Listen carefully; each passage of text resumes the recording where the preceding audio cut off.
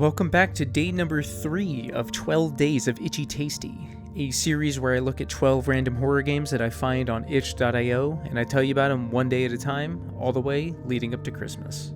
This is one of the cooler little experiments in this year's Itch.y, as it's essentially a full remake of Dead Space's opening section. Now, I like the Dead Space games well enough, and seeing this well-efforted remake was a real fun treat. It starts with you running away from the initial attack of necromorphs and ends up with you restoring power to the tram that allows you and your partners to move about the Ishimura.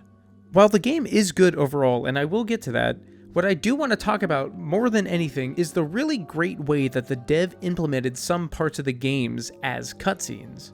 They essentially took out any section where you aren't really in control and are more or less a bystander to chatter over the radio by pre-rendering those sections of the game, and in some cases must have used a mod tool to move the camera in the original game in order to get some cinematic shots for these said cutscenes.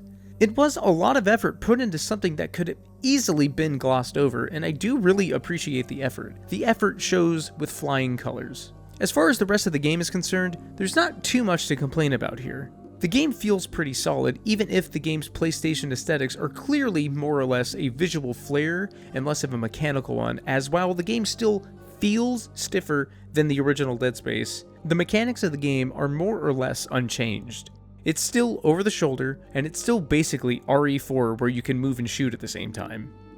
It's a faithful recreation of the game, and while it is short, that does make me wish there was more. Or at the very least, if it had to be this long, I would much prefer that the game look and play a lot more different than the game it's demaking. But as it is, it's a fun experiment that does have some cool stuff going for it. If you like the Dead Space games and want to check out a neat little well-efforted experiment, then give Dead Space Demake a go.